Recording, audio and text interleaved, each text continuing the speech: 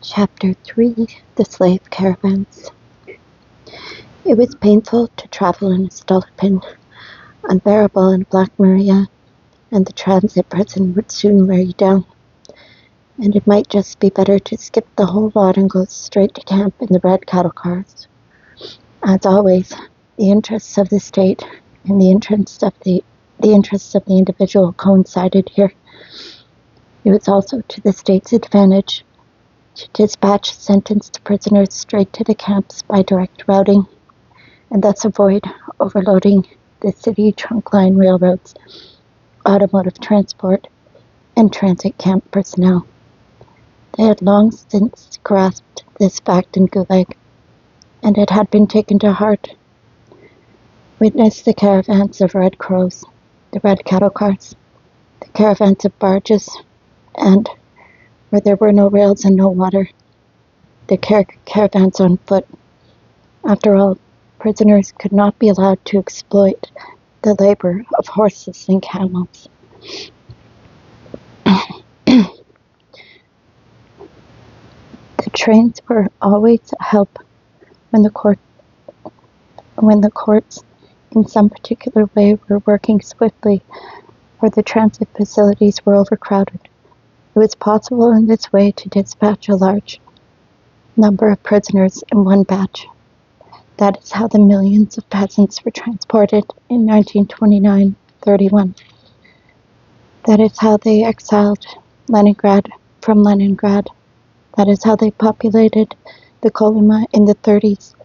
Every day Moscow, the capital of our country, belched out one such train to Sovetskaya, Galan, and to Venino Port, and each provincial capital also sent off red train loads, but not on a daily schedule. That is how they removed the Volga German Republic to Kazakhstan in 1941.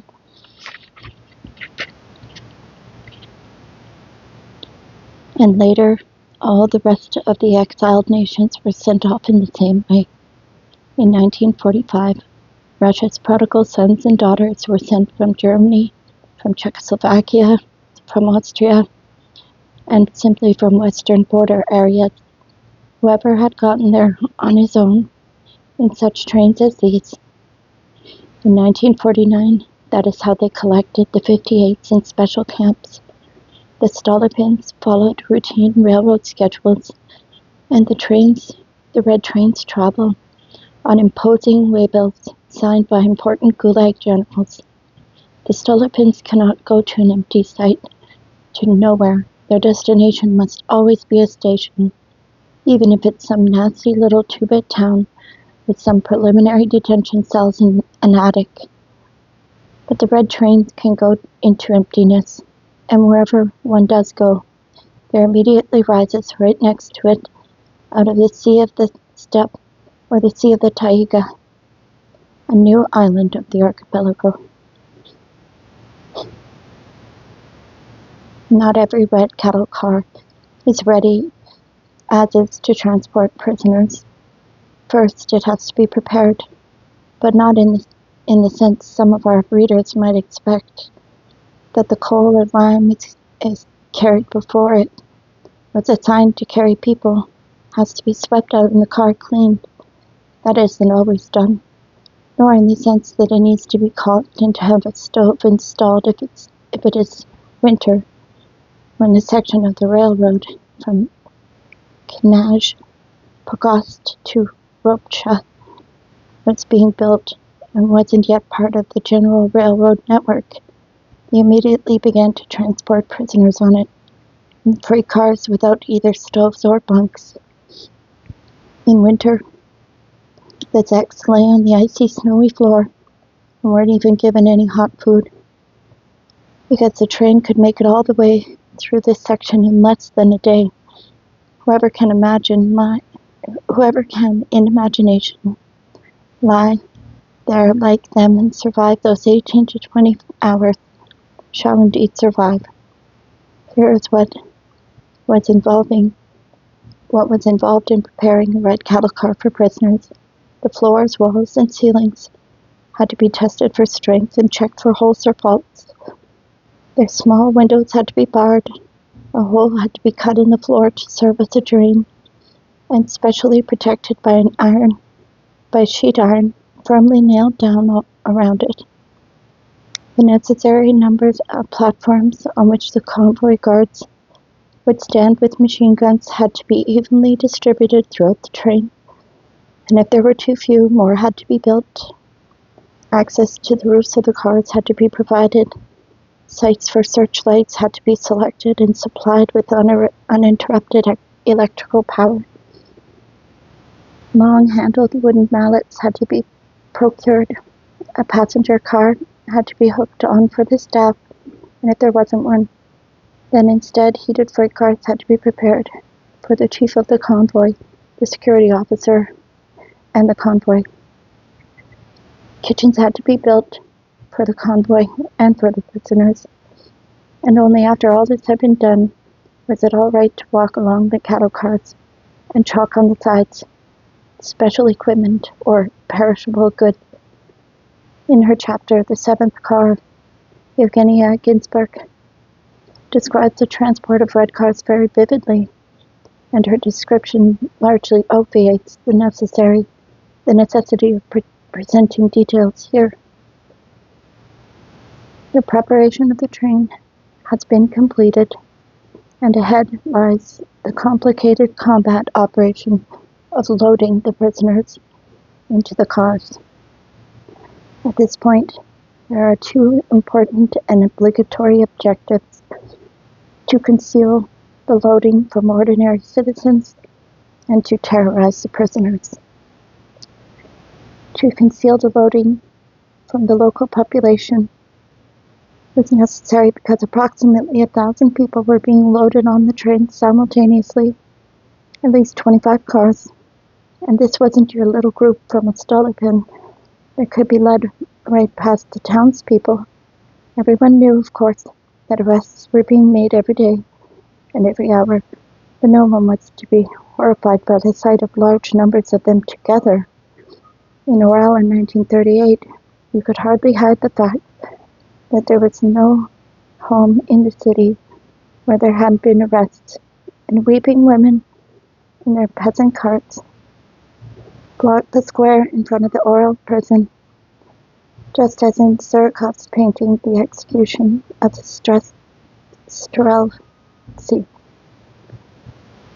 one who one day will paint this latter-day tragedy for us. But no one will. It's not fashionable. Not fashionable. But you don't need to show our Soviet people an entire trainload of them collected in one day. And in Orel, that year, there were. And young people mustn't see it either, for young people are our future. Therefore it was done only at night, and every night too, each and every night. And that was the way it went for several months. The black line of prisoners to be transported was driven from the prison to the station on foot. Meanwhile, the Black Marias were busy making new arrests. True, the women realized. The women somehow found out. And at night they came to the station from all over the city and kept watch over the trains on the siding. They ran along the cars, tripping over the ties and rails, and shouting at every car, "Is so-and-so in there? Is so-and-so in there?" And they ran on to the next one, and others ran up to this one, "Is so-and-so in there?" And suddenly an answer would come from the sealed car, "I'm in here, I'm here." Or else, "Keep looking for him, he's in another car." Or else, "Women, listen, my wife is out there somewhere near the station, run and tell her." These scenes, unworthy of our contemporary world, testify only to the inept organization of train embarkations. The mistakes were noted, and after a certain night, the trains were surrounded in depth by cordons of snarling, barking police dogs. And in Moscow, the loading into red cattle cars from the old Sretenka transit prison, which prisoners no longer remember, or from Krasnaya Presnya, took place only at night, That was the rule. However, although the convoy had no use for the superfluous light of the sun by day, on the other hand, they made use of suns by night, the searchlights. They were more efficient since they could be concentrated on the necessary area, where the prisoners were seated on the earth in a frightened pack, awaiting the command. Next unit of 5, stand up, to the car, on the run, only on the run, so as not to have time to look around, to think things over, to run as though chased by dogs, afraid of nothing so much as falling down. On an uneven path, up the loading ramp, scrambling, and clear hostile searchlight beams not only provided light, but were an important theatrical element in the terrorizing of prisoners, along with yells, threats, gunstock blows on those who fall behind, and the order, sit down. And sometimes, at the station square, of that same mile, down on your knees, and like some new breed of believers at prayer, the whole 1,000 would get down on their knees. Along with that, running to the car, quite unnecessary except for intimidation, for which it was very important. Along with the enraged barking of the dogs, along with the leveled gun barrels, rifles or automatic pistols, depending on the decade. And the main thing was to undermine, to crush the prisoner's will, so he wouldn't think of trying to escape, so that for a long time he wouldn't notice his new advantage, the fact that he had exchanged a stone-walled prison for a railroad car with thin plank walls. But in order to load 1,000 prisoners into railroad cars at night so precisely, the prison had to start jerking them out of their cells and processing them for transport the morning before. And the convoy had spent the entire day on a long drawn-out and strict procedure of checking them in, while still in prison, and holding those who'd been checked in for long hours, not of course in the cells by now, but in the courtyard on the ground, so as to not mix them up with the prisoners still belonging in the prison. Thus for the prisoner the loading at night was only a relief after a whole day of torment. Besides the ordinary counts, verifications, hair clipping, clothing roasting, and baths, the core of the preparation for the prisoner transport was general frisking. The search was carried out not by the prison, but by the convoy receiving the prisoners. The convoy was expected, in accordance with the directives regarding the right transports, and in accordance with their own operational requirements, to carry out the search so that the prisoners would not be left in possession of anything that might help them to escape, to take away everything that could saw or cut, all powders, tooth powder, sugar, salt, tobacco, tea, so they could not be used to blind the convoy, all string, cord, twine, belts, and straps, so that they could not be used at all, so they could all be used in escaping, because they could all be used in escaping, and that meant all kinds of straps, so they cut off the straps which held up the artificial limb of a one-legged man, and the cripple had to carry his artificial leg on his shoulder, and hop with the help of those on either side of him. The rest of the things, all the valuables, and suitcases too, were, according to instructions, supposed to be checked and carried in a special baggage car and returned to their owners at the end of the journey.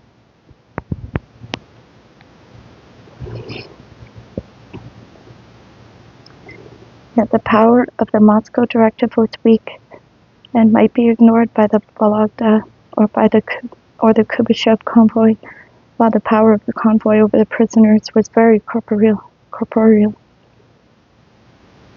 very real. And this fact was crucial to the third objective of the loading operation. In simple terms, in simple justice, to take all the good things they possess from enemies of the people for the use of its sons. Sit down, on your knees, strip, in these statutory orders of the convoy, lay the basic power one could not argue with. After all, a naked person loses his self-assurance, cannot straighten up proudly and speak as an equal to people who are still clothed. A search begins. Kubyshev, summer 1949. Naked prisoners approach, carrying their possessions and clothes they've taken off. A mass of armed soldiers surround them. It doesn't look as though they are going to be led to a prisoner transport, but as though they are going to be shot immediately or put to death in a gas chamber. And in that mood, a human being ceases to concern himself with its possessions. The convoy does everything with intentional brusqueness, rudely, sharply, not speaking one word in an ordinary human voice. After all, the purpose is to terrify and dishearten. Suitcases are shaken apart, and things fall all over the floor. They are stacked up in separate piles. Cigarette cases, billfolds, and other pitiful valuables, all taken away and thrown without any identifying marks into a barrel that's standing nearby. And for some reason, the fact that this particular receptacle isn't a safe or a trunk or a box, but a barrel, particularly depresses the naked prisoners there, and it seems so terribly futile to protest. The naked prisoner has all he can do to simply snatch up his well-searched rags from the floor and knot them together or tie them up in a blanket. Felt boots, you can check them now. You can check them. Throw them over there. Sign for them on the list. You aren't the one who gets the receipt, but you are the one who signs for having surrendered them, carrying that you threw them, certifying that you threw them onto the pile. And when at dusk the last truck leaves the prison yard with the prisoners, they see the convoy guards rushing to grab the best leather suitcases from the pile and select the best cigarette cases from the barrel. And after them, the jailers scurry for their booty too. And last of all, the transit prisoner trustees. That is what it costs to spend one day to get to the cattle car. And now the prisoners have clambered with relief up onto the splintered planks of the bunks. But what kind of relief is this? What kind of heated car is this? Once again, they are squeezed in a nutcracker between cold and starvation, between thieves and the convoy. If there are thieves in the cattle car, and there are, of course, not kept separate in the red trains either, they take the best places, as is traditional, on the upper bunks by the window. That's in summer, so we can guess what their places are in winter, next to the stove, of course, in a tight ring around the stove. As the former thief Miniev recalls, in 1949, during a severe cold wave, they were issued only 3 bales of coal for their car for the entire journey from Voronezh to Kotlas, lasting several days. And in this crisis, the thieves not only occupied the places around the stove, and not only took all the suckers' warm things away from them and put them on, but didn't even hesitate to take their foot cloths out of their shoes and wind them around their own feet. You today, me tomorrow. It was somewhat worse with food.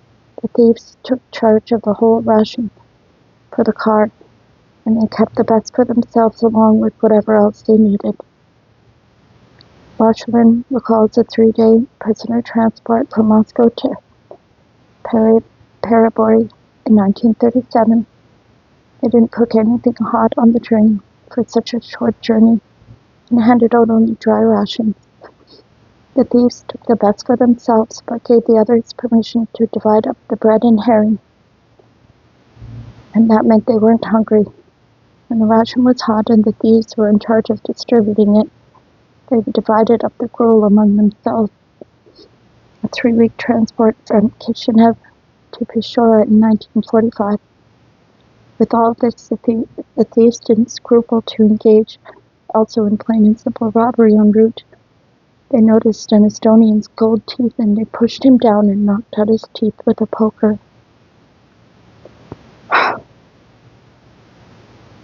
The Czechs considered the hot food the real advantage of the red trains. At remote stations, again where people couldn't see them, the trains stopped and gruel and porridge were doled out in the cars, to the cars. But they even managed to give out the hot food in such a way that things went wrong. They might, as on the same Kishinev train, pour out the gruel in the same pails in which they issued coal, there being nothing to wash them out with, because drinking water was also rationed on the train, and it was in even shorter supply than gruel. And so you gulped down the gruel, your teeth gritting on pieces of coal, or they brought the gruel and the hot cereal to the car and didn't issue enough bowls. 25 instead of 40, and promptly ordered, come on, faster, faster. We have other carts to feed too, not just you.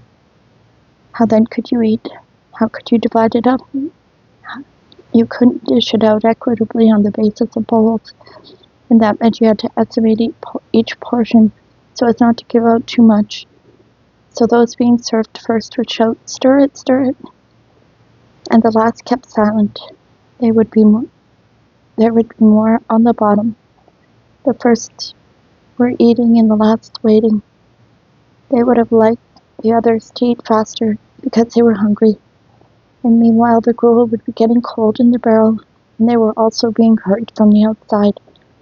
Well, have you finished? Come on now, get a move on. And then he served the second contingent, not more, not less, and not thicker, not thinner than the first. And then came the estimating leftovers correctly and pouring them out in 2 portions to a bowl. And all this time, 40 people don't eat as watch the sharing out and suffer. They don't heat the car. They don't protect the other prisoners from thieves. They don't give you enough to drink, and they don't give you enough to eat. But on the other hand, they don't let you sleep either. During the day, the convoy can see the whole train very clearly on the tracks and the tracks behind them, and can be sure that no one has jumped out or out the side or slipped down on the rails. But at night, vigilance possesses them. With long-handled woolen mallets, the standard GULag equipment, they knock resoundingly on every board of the car at every stop, make sure someone hasn't sawed through it.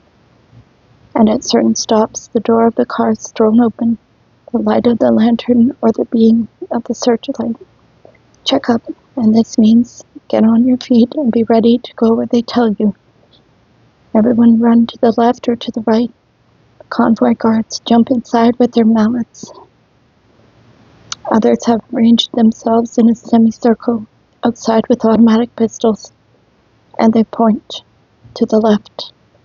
That means that those on the left are in place, and those on the right must get over there on the jump like fleas, hopping over each other and landing where they can. And whoever isn't nimble, whoever gets caught daydreaming, gets whacked in the ribs and the back with the mallets to give them more energy. And by this time the convoy jackboots are already trampling your pauper's pallet, and all your lousy duds are being thrown in every direction. And everywhere there are lights and hammering. Have you sawed through any place? No? Then the convoy guards stand in the middle and begin to shift you from left to right, counting. First, second, third. It would be quite enough to count simply with a wave of a finger, but if that were done, it wouldn't be terrifying. And so it is more vivid, less subject to error, and more energetic and faster to beat out that count with the same mallet on your ribs, shoulders, heads, wherever it happens to land. They have counted up to 40, so now they will go about tossing They're tossing, lighting up, and hammering on the other end of the car. It's all over finally, and the car is locked up. You can go back to sleep till the next stop. And one can't really say that the anxiety of the convoy guard is entirely unfounded, because those who know how can escape from the red cow cars, for instance, and knock on a board to test it and find it has been partially sawed through, or suddenly, in the morning, when the gruel is being distributed, they see that there are several shaved faces among the unshaven ones, and they surround the car with their automatic pistols. Hand over your knives. And this is really just petty bravado on the part of the thieves and their allies. They got tired of being unshaven, and now they run out to turn in their razor. The red train differs from other long-distance trains in that those who have embarked on it do not know whether or not they will disembark. When they unloaded a trainload from Leningrad prisons in 1942 in Solzhenitsyn, the entire embankment was covered with corpses, and only a few got there alive. In the winters of 1944-45 and 1945-46, in the village of GULag Archipelago, as in all the main rail junctions in the north, the prisoner trains from liberated territories, the Baltic states, Poland, Germany, arrived with 1 or 2 carloads of corpses tacked behind. That meant that en route they had carefully taken the corpses out of the cars that contained the living passengers and put them in the dead cars, but not always.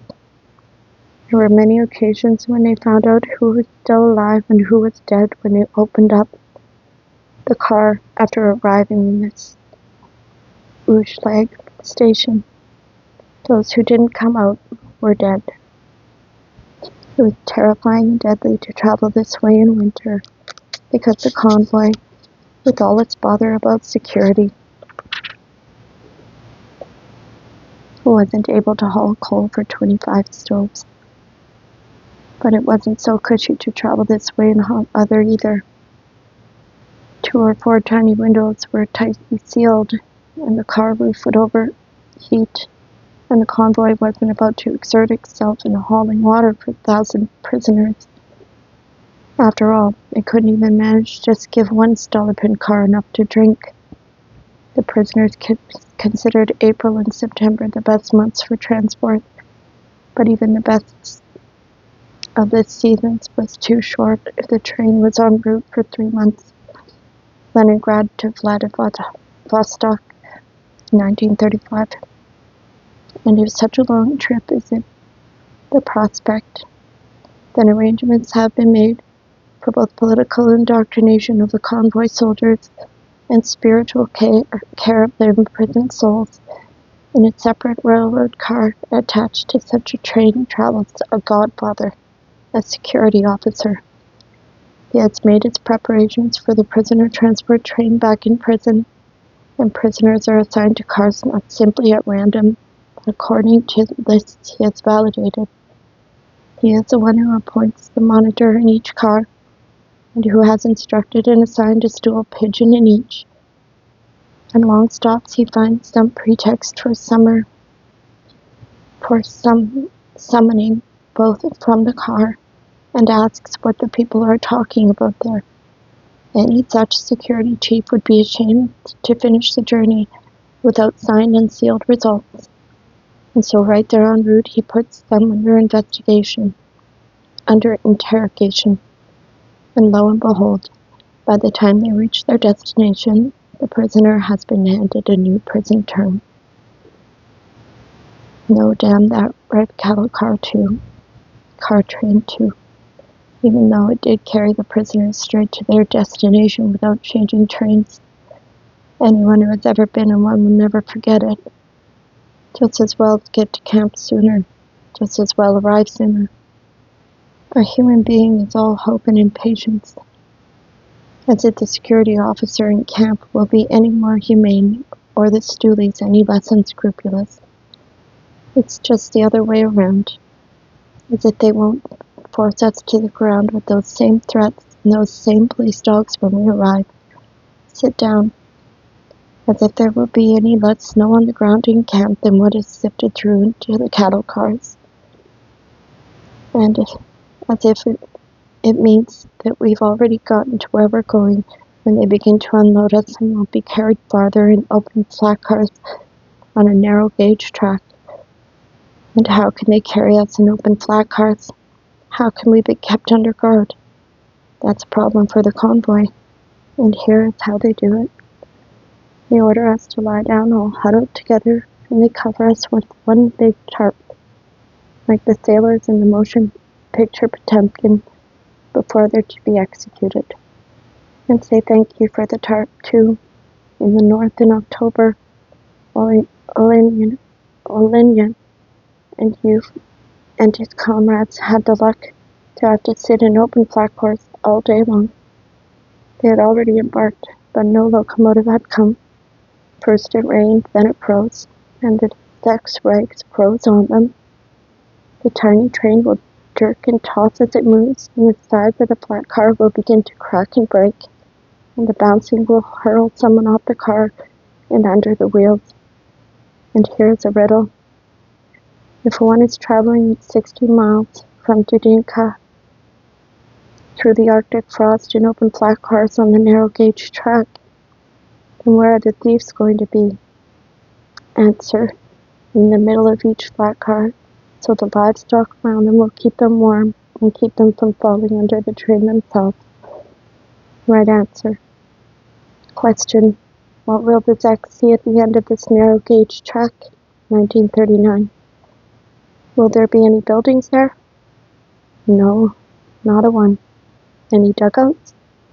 Yes, but they're already occupied. Not for them.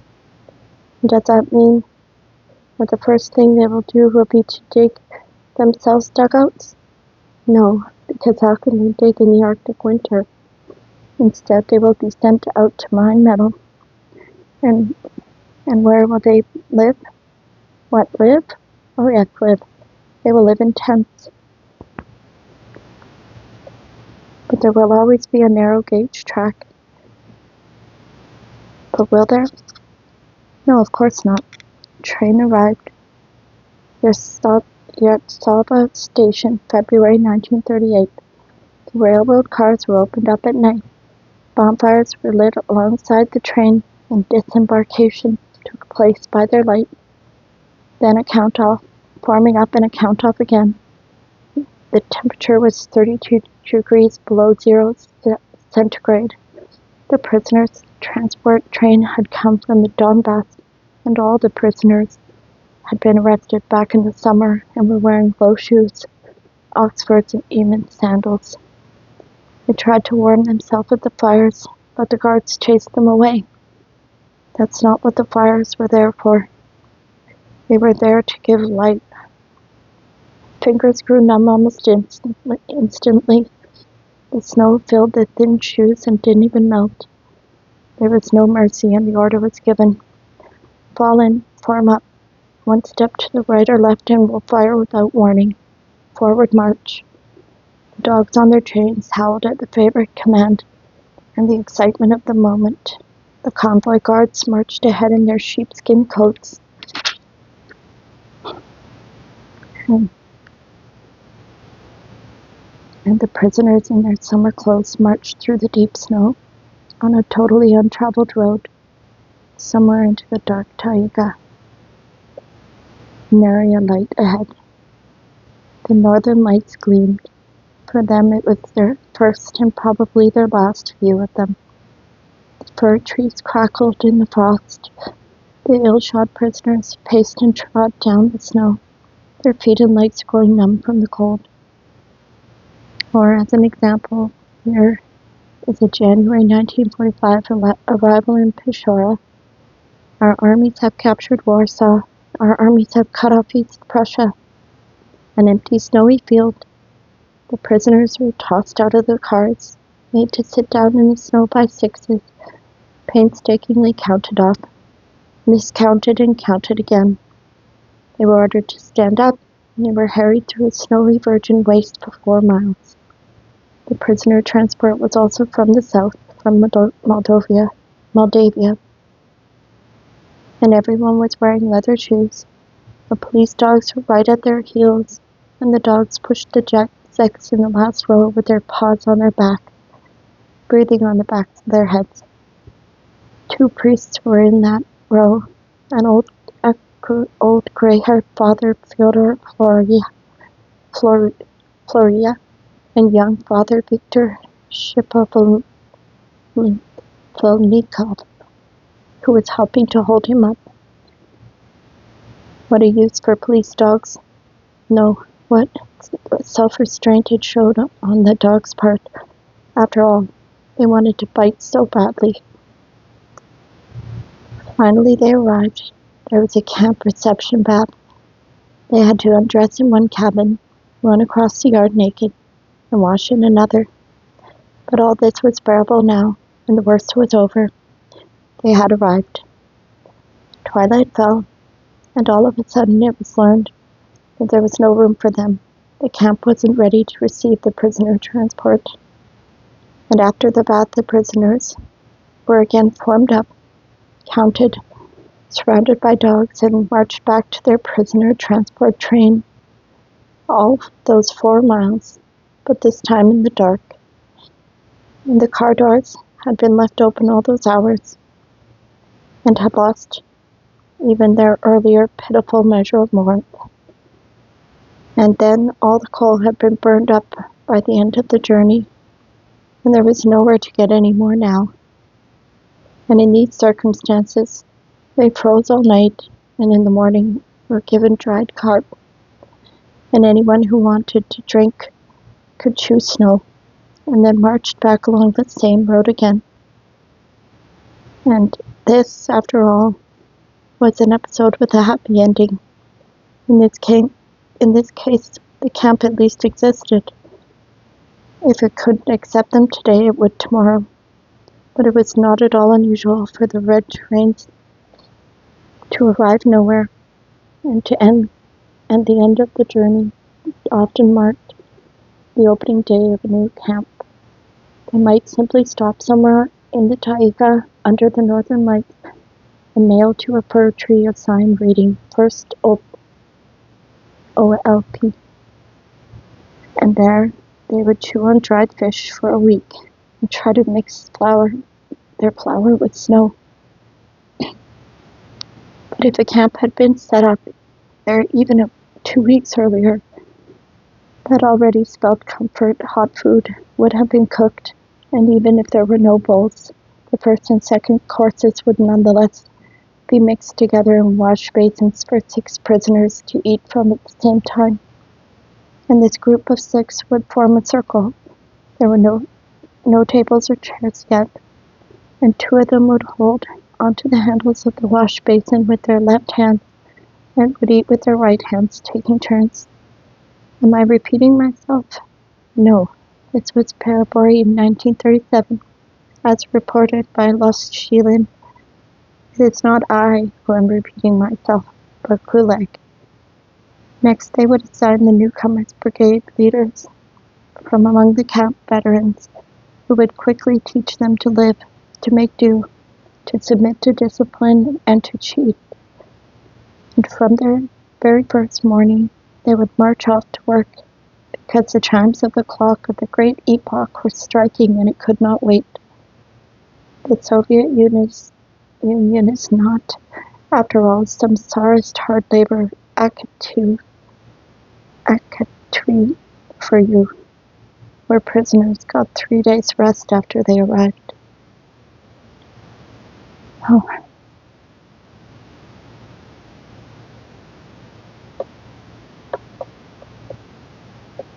That's sad. Thank you for listening. Have a good day.